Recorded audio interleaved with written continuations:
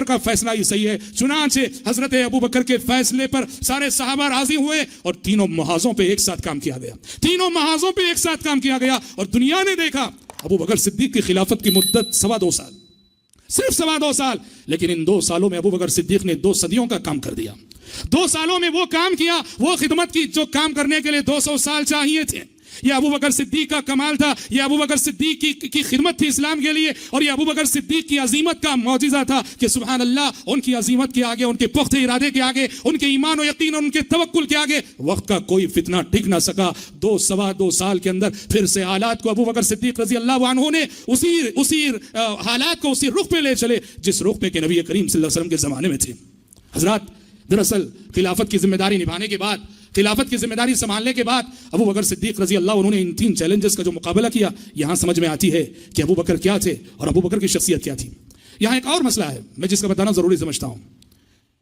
हजरत अबू बकर जब खलीफा बने थे तो शिया रावी कहते हैं कि हजरत अली ने बैत नहीं की, जबकि मैं आपको बताता चलूं, अगर मुस्तनद रिवायतों की बात अगर की जाए, मुस्तनद रिवायतों की बात, वो रिवायतें ज़ाइफ हैं जो कहती हैं कि हजरत अली ने बैत नहीं की, और सनद के एतबार से वो रिवायतें मुस्तहकम और ऑथेंटिक हैं जो कहती हैं कि हजरत अली ने उसी दिन या दूसरे दिन अबू बकर के हाथ पे बैत कर ली। खैर, बैत का मसला रहने दीजिए। सबसे बड़ा मसला जिसको लेकर शिया हजरत अबू बकर और हजरत उमर की शख्सियत को मजरूह करते हैं रज़ी अल्लाह अन्हुमा, और बहुत ज्यादा उन्होंने कीचड़ उछाला है, वो एक मसला जो हजरत अबू बकर और हजरत फातिमा के दरमियान हुआ था। मसला क्या हुआ था?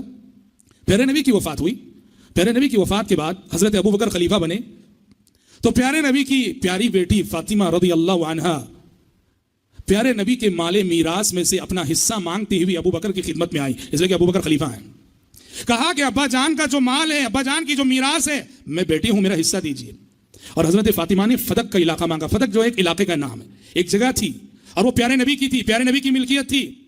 प्यारे नबी सल्लल्लाहु अलैहि वसल्लम की इस मिल्कियत में हजरत फातिमा ने अपना हक मांगा अबू बकर के पास आकर। हजरत फातिमा के इल्म में वो हदीस ना थी जो हदीस के हजरत अबू बकर के इल्म में थी, और दूसरे साहबा भी वो हदीस जानते थे। क्या हदीस? पैगंबरों की खुसूसियत थी, और वो खुसूसियत हमारे नबी की भी थी। खुद आप सल्लल्लाहु अलैहि वसल्लम ने फरमाया कि इन्ना माशरल अंबिया इला नूर अस्मा तरकनाहु सदका। पैगंबर और नबी जब दुनिया से वफात पाके जाता है तो उस नबी का छोड़ा हुआ माल उसके वारिसीन में तकसीम नहीं होगा, बल्कि उस पैगंबर का छोड़ा हुआ माल बैतुल माल में जाएगा।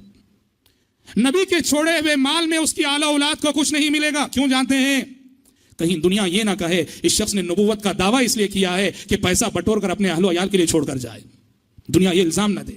इसलिए पैगंबरों के ताल्लुक से कानून ये था, पैगंबर जो भी माल छोड़ के मरता है, वफात पाता है, तो वो माल उसकी